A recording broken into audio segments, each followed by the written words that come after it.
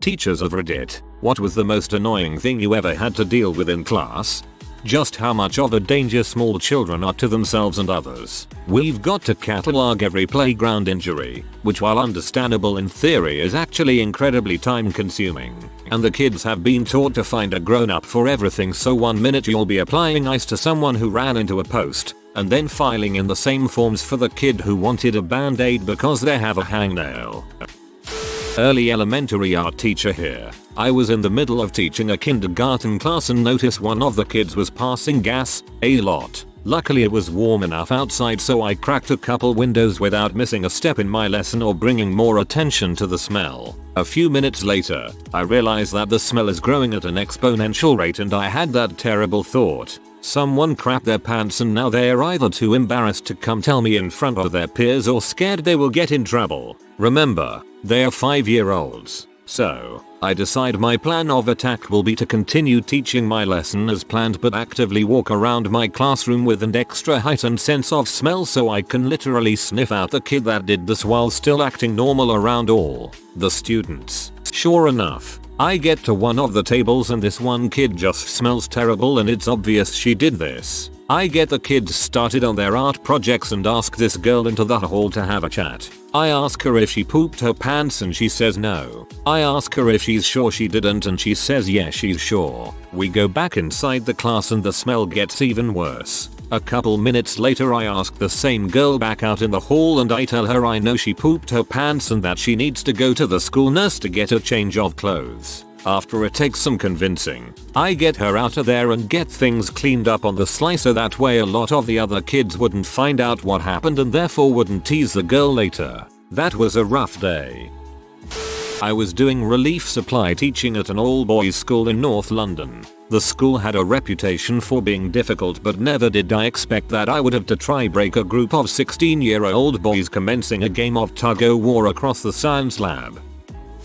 University level, so I am not sure if this counts, but he would come to class and watch television shows on his laptop. I don't have an attendance requirement. I asked him to please just watch them outside instead of coming to class. He said he was very sorry and would not do it again. After that, he was still pretty clearly watching shows in class on his laptop, with the sound down, but would click away anytime I came near. I don't understand.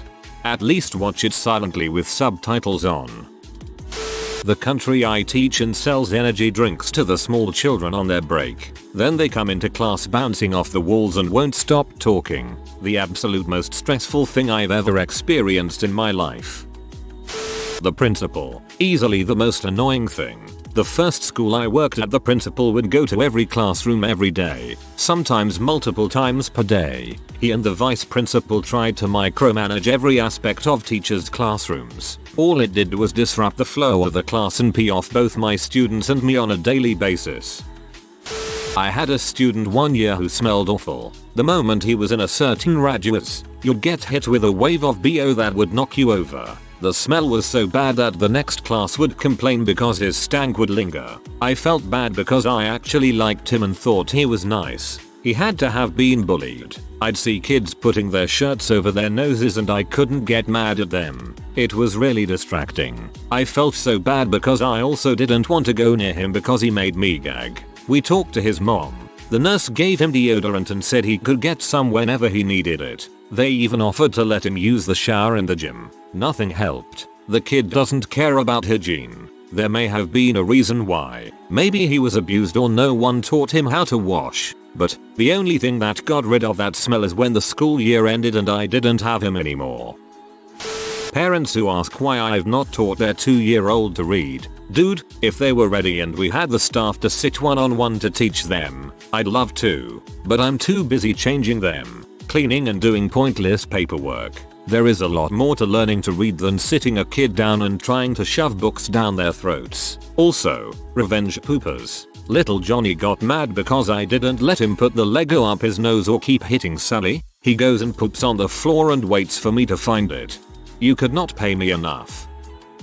My students once welcomed a stray dog in the room, where he promptly vomited. The week prior, they had a dirty street pigeon in there, claiming it was a pet. It crap all over. I grew weary. Next time on Janitor Heck. I teach English in a Chinese kindergarten. Nursery. Annoying maybe a tad strong, but it is unfortunately inconvenient and counterproductive when the local teacher is overeager. Some are taking an active part in the class, which is great, but oftentimes they step in to correct the kids and do so incorrectly, pronunciation particularly. Also due to the different teaching approach, and I guess impatience, they tend to push the kid and stress them out to give an answer without giving enough time to think and come up with something. To elaborate on the second point, I'd rather the kid gave me any answer by themselves, however incorrect, so that we can correct it together than the teacher pushing or giving the answer and destroying the kid's confidence in the process. Inability to fill in the attendance register. 30 in class, only 27 names on register. Who hasn't filled in their name? We all have. No, you haven't. Who hasn't filled it in? Silence. Start asking individually until register is finally filled in. Amazing how people will argue that they have filled in their name when they haven't. Or when a student is absent and you're just checking with the class but one of them is adamant that they've seen them today.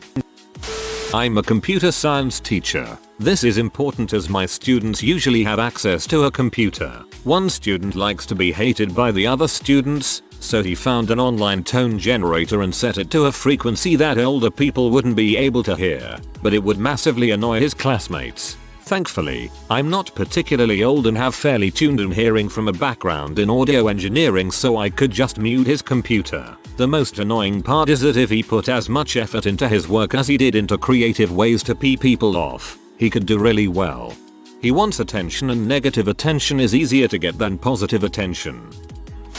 Kids using ruler, or any other object, to reflect light onto the board or you face. It's just irritating, but they act like chimps who have discovered fire and giggle like there'll never be anything funnier. I love my job, though.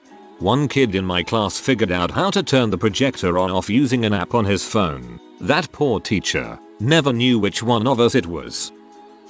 Former primary and secondary school teacher here based in the UK. My vote goes towards incompetent or robotic senior management. Also, their policies. Making you do reports during holidays. Except it's worse because they open the system a week or so before said holiday, meaning technically they're not making you do them in the holidays. Not employing cover supervisors, so you end up using your free period to cover the lessons of your absent colleagues, thereby building resentment towards them. Not being allowed to sit down at all during lessons. Spontaneously sticking their head in the classroom to see if you need any support. See if you're sitting down. Abuse of the term support. I'm sure many more will be added to this list. Points 3 and 4 are infuriating. Don't try to dictate when I sit or stand and leave my classroom to me. I often got around the don't sit or stand by sitting among the students at their desks while they did problems. I had a great rapport with my students, so it worked out well. There was a classroom that had this extremely high-pitched noise coming from inside the walls. It was so annoying, but no one seemed to notice until I mentioned it. We all suffered together until the end of the semester. What's that about?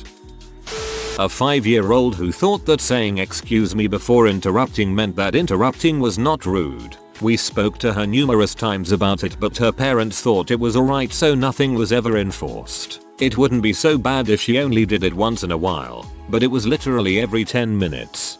I had a co-worker who did the same thing but used sorry please as her interjection. She was not a 5-year-old. It wasn't cute. Few years ago, a boy in my class screamed, literally screamed. He'd found a white, sticky stuff all over the underside of his desk, and it had went all over his trousers and hands, and then everywhere, as he'd wiped his hands all over my room. Cue my class. They were particularly challenging, and I was, at the time, new to the school, casting all kinds of aspersions over the cleanliness of the school, my room, and, bizarrely, me. What had actually happened? The boy had brought in a tube of toothpaste himself and smeared it all over his desk, just to cause a scene. Not where I saw that going, and I'm so happy I was wrong.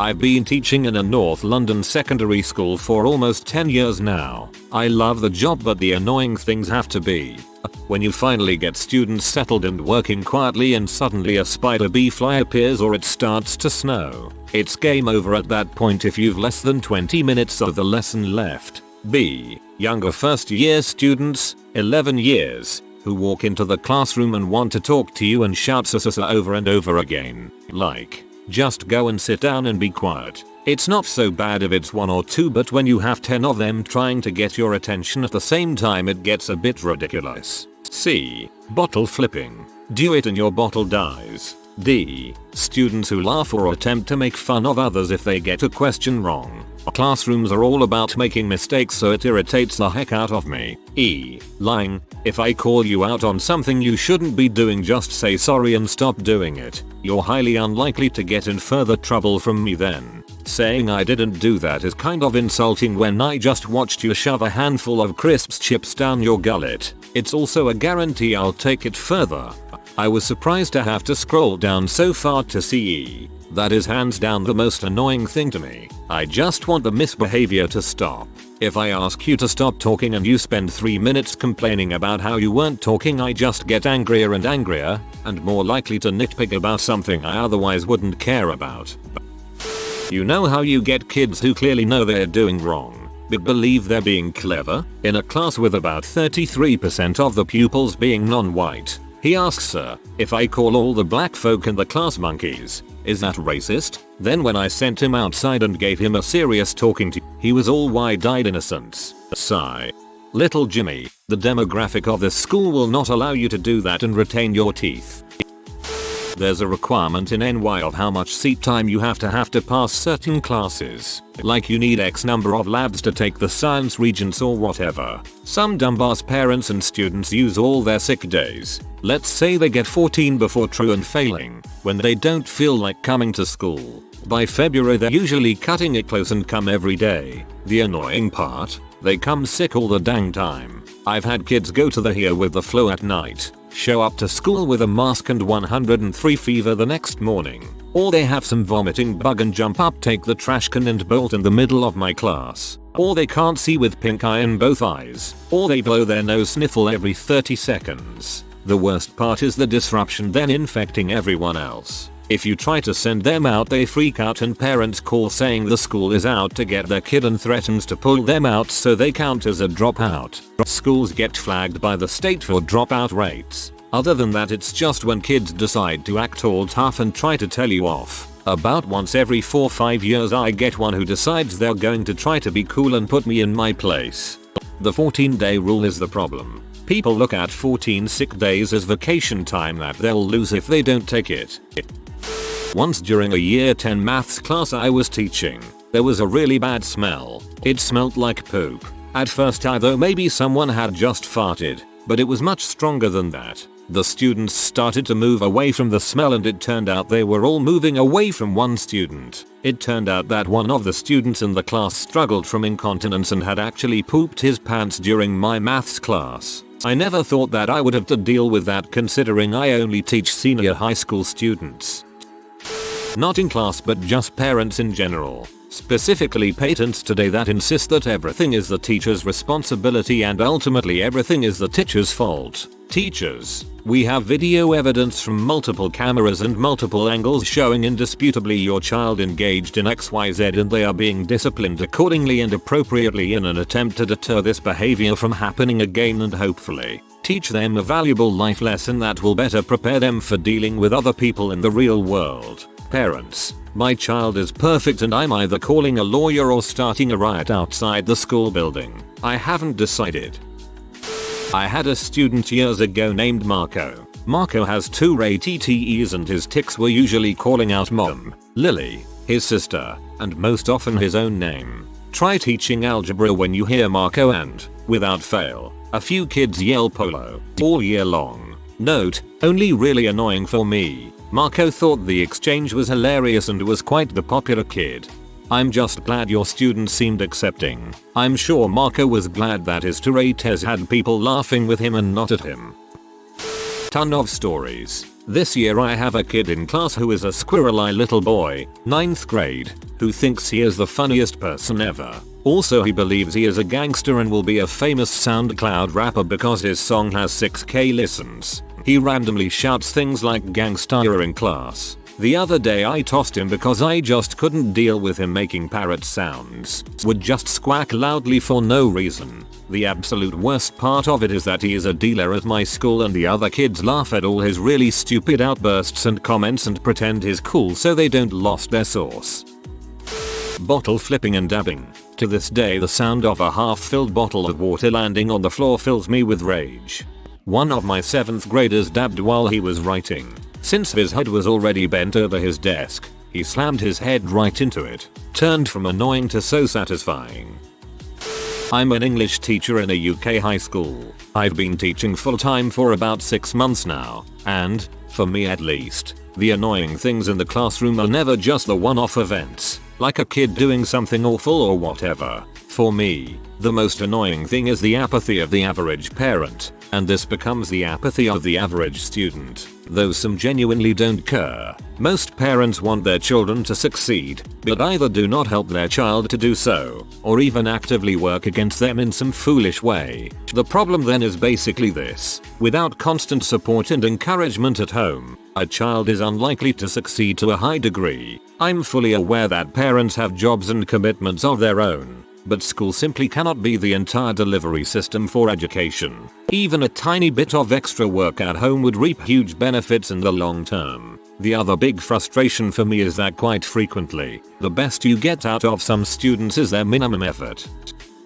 I had an aunt that was a teacher in the 60s. She told me a story about another older teacher that had hearing aids. This was when this is cutting edge technology, but kids being kids figured out if they took 2 pennies and rubbed them together, it creates interference with hearing aids. People were a lot more self-conscious about this back then. Self-conscious teacher would leave the room, turn the hearing aid down and return to the room. Then the kids would all just mouth their answers Milli Vanilli style. Teachers leave the room, turn the hearing aid back up and again. I think this might be some kind of urban legend because I've heard the story from a lot of different sources, always with a slightly different twist. Arguing with me that they weren't talking when I watched them and heard them talk and corrected them for it. Just take the correction and move on, kid, this isn't law and order.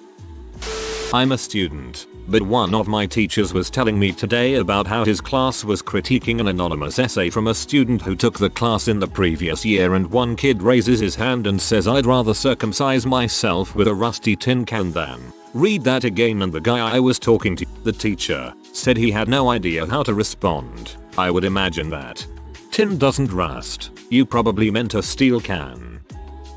I teach kindergarten at an international school in Cambodia, and my boss is currently replacing the lock on my classroom door so I can't lock it when I leave anymore. The other day I was out on my break and I came back to my classroom early and there was 20 kids, 3 parents, and a stray dog all hanging out in my classroom and going through my desk. Whoa, people are squatting in your classroom. Mostly malicious compliance. In my day, as a student, I remember everybody having a good laugh when a kid outsmarted the directions. Then the teacher would ask them to do it for real, and that would be that. I have kids lose their absolute crap.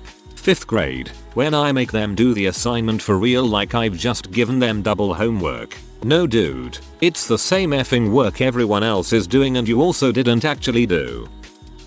I'm not a teacher, but if you're not familiar with Kahoot, it is a game where all the students go on their phone or a laptop and enter a game code and look at the projector to answer the questions on their phone. However, there is a feature that allows you to choose a custom name and it has no filter, unless the teacher manually removes them. Examples of names we use include the teacher's full name, "I want to cashoot myself," and pretty much any swear word that comes to mind. And then when some kids start getting bored after a couple of games, a handful of students will open a website called Kahoot Killer and they can make up to 10,000 accounts log onto this Kahoot server. And you often get a sudden surge of accounts called Somalian pirates or Mike Hunt flooding into this game and beating everyone. As if I got a gold medal on my first ever comment.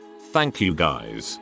I found an effective solution to this problem was to save the Kahoot results. Useful for keeping track of how they are doing anyway, but then showing parents the names at parents' evening.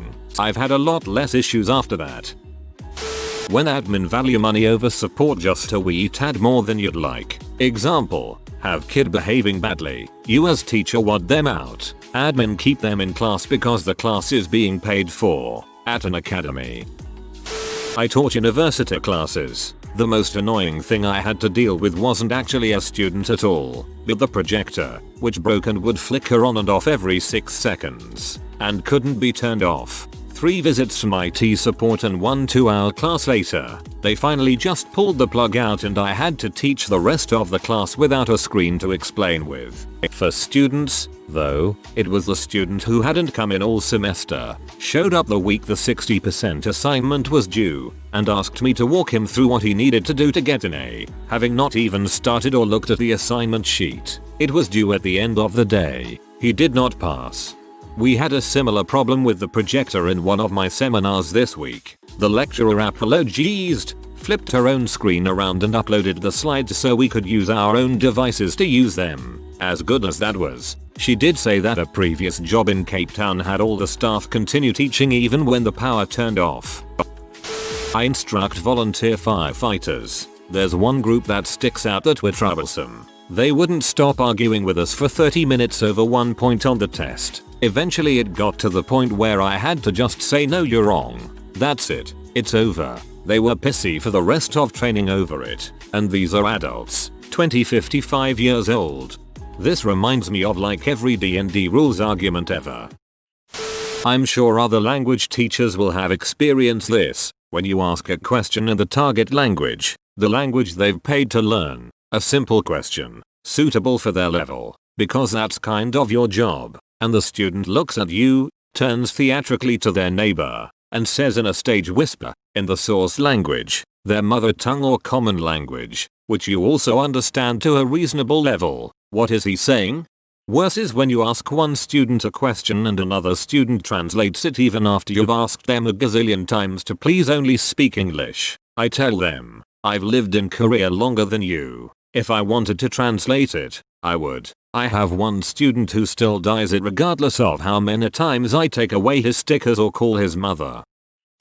Nightmare kids. One kid named Leo couldn't sit for more than 3 seconds without popping up. I wanted to change my degree to child psychology just to figure out what was up with this kid. He would slap other kids, scream if you asked him questions, and disturb every classroom activity. Then, one day he asked me for a feather because we used them for experiments in class. I said no because I didn't want him to show it off to the other kids and then have to give a feather to everyone. He insisted, so I said yes, but only if you cleaned the whole classroom, and he did. After class was let out, I ended up passing by and seeing him and his grandpa out of the corner of my eye. He was using the feather to try to teach his drunk grandpa what we learned that day. Usually his grandpa was super strict, but this time he was laughing with the kid. I don't know what the situation was with his parents, but all I know is that day I realized there was no such thing as a bad kid, just good kids who need a chance to make the right choice. Dang, that was wholesome as frick. I think a lot of educators get stuck in the day-to-day burnout and lose sight of this. Kids act the way they do for a reason. We'll have more success coming at it with curiosity and empathy rather than annoyance and disdain. I've had a few, some common and some irregular, so I'll just make a list. For context, I teach English in a non-English speaking country. Not all of these are in-class things, but I figured I'd write them anyway. 1. When you explain something to the student, as if they have questions, they say no. 2 minutes later, it comes up again, they ask the same question again, you explain again, etc., etc. The cycle continues for an hour wherein they absorb nothing. 2. Hands in pants, hands in nose, hands in butt, then they want a high five. 3. Putting no effort into writing legibly, then being surprised they can't read their own writing. 4. You didn't give me homework. Yes, I did. I explained it to you in class and showed you examples. I sticker noted it. I highlighted it. I had you write it on the homework sheet I made for you because you always say this. You had homework. 5. Why aren't you giving my child homework? I am. If your child is lying to you and saying they don't have any, that's an issue you need to deal with. If you want me to tell you what the homework is, please give me your contact or come in to check on your kid's progress after class. I'll be happy to talk to you. 6. Unrealistic expectations. So many parents want their children to suddenly be intermediate level speakers in a few months with only one lesson a week, and then pressure the kid unfairly. 7. Screaming. Kids screaming because they think it's funny. All class. I get it. Kids are kids, but when you're not allowed to use their native language to discipline them and they're beginning speakers, it creates a pretty maddening situation. Not the fault of kids. 8. I have had a parent do the kids' homework for private lessons, so no grade pressure, multiple times. She was surprised when I asked her to stop. I love teaching kids, so most stuff can be viewed in a positive or humorous way, but these are some that get on my nerves. Overall, though, it's really fun. I photograph my "you didn't give me homework" students next to the homework assignment written on the board. If you are new to the channel, you can subscribe. I publish new videos every day. Until then, check another video.